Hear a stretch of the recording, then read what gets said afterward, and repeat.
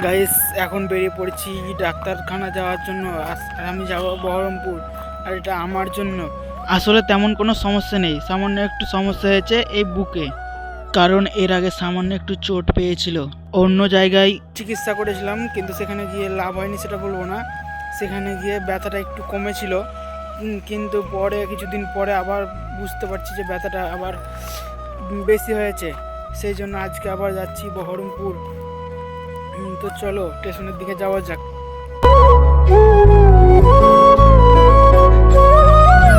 এইমাত্র পীরতলা স্টেশনে আসলাম, সাথে বাবাও এসেছে, আর একেবারে বহরমপুরে নেমেই কথা বলছি। তো বহরমপুরে নেমে গিয়েছি। এরপর যিনি আমার নাম লিখিয়েছিলেন তাকে ফোন করে অ্যাড্রেসটা পুরো জেনে নেব। অ্যাড্রেস সহ ডক্টরের নামটা জেনে আমরা রিক্সা ধরে রওনা দিলাম।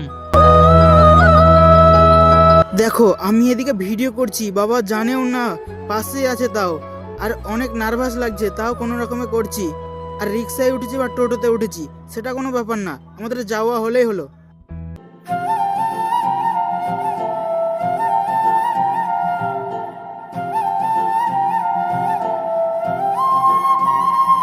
এইমাত্র জাস্ট ডাক্তারখানায় এলাম, আর এখানে এতটাই ভিড় যে একটু দাঁড়ানোর জায়গা নেই, ভিডিও করাও যাচ্ছে না। তাই এদিকে পুরো চেক আপ করে সব কিছুর পরে স্টেশনে গিয়ে দেখা হচ্ছে। এইমাত্র সব কিছু কমপ্লিট করলাম, আর আমার 3টে চেক আপ করেছিল, মানে ইসিজি, এক্স রে আর ব্লাড নিল। রিপোর্টে 5টার সময় দিবে, তাই রিপোর্টগুলো দেখানো আজকে যাবো না, বললো যে শনিবার।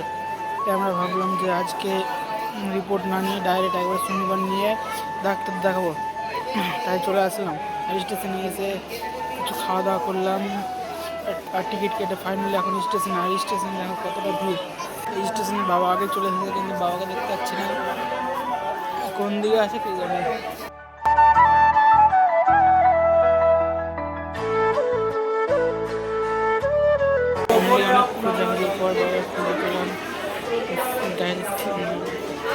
এই দেখো বাবা,